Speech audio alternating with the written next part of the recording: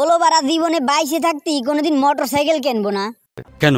কারণ হচ্ছে মোটরসাইকেল কেনার মতো আমার কাছে টাকা নেই। তবে এই যে মোটরসাইকেল খান দেখতেছেন এখান কিন্তু কিনে ফেলানো যায়। এই মোটরসাইকেল খান কিনে গ্রামের মধ্যে দিয়ে দড়ি বাঁধতে যখন হাইটে বেড়াবো লোকজন হা করে তাকায় থাকবে। আমি তখন বলবো হালা এগুলো কেনার যোগ্যতাও তো তোদের নেই, কিন্তু দেখ আমি কিনে ফেলেছি। ছোটবেলায় করেছি কি খুব কাদাকাটি করে দাদার কাছ থেকে টাকা নিয়ে এই বেলুন এখন কিনে আনিছি।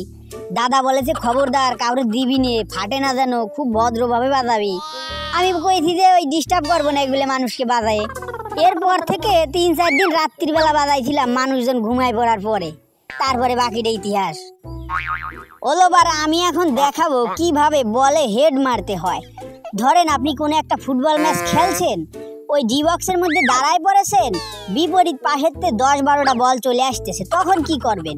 তখন আমি ঠিক যেভাবে দেখালাম এইভাবে হেডটা দেবেন। পুরি বাবা এখান কি কামান নাকি? এ ভাই কামান কি কাজে ইউজ করতে হয়? এ তো পিস্তলের মতো না।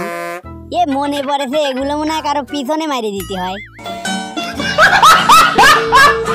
কিন্তু মারবো কোনে? এনে মারার তো কোনো লোক নেই, কারে মারা যায়?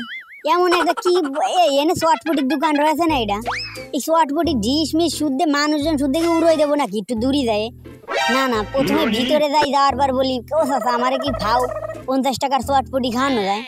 যদি কোনো ফিলি রাজি না হয় ভাই সত্যি করছি একটু দূরে যায় একদম এই দোকান টুকান শুদ্ধে একদম উড়োয় ফেলা দেবো। ও চাচা তুমি চটপটি বানাও, আমি ফাঁকা একটা জায়গায় বসি যে জায়গায় কোনো মায়ে নেই, কারণ মায়েতে আমার অ্যালার্জি আছে। মায়ে দেখলি পারে মাথা মুখে পুরো গরম হয়ে যায়। এমন একটা জায়গায় আমার বসতে হবি যে জায়গায় কোনো মায়ে কিছু থাকবে না। মায়ে থাকলে তো মাথা মুখে পুরো গরম হয়ে যায়। যাক ফাঁকা একটা জায়গা বসলাম, এখানে কোনো মায়ে নেই।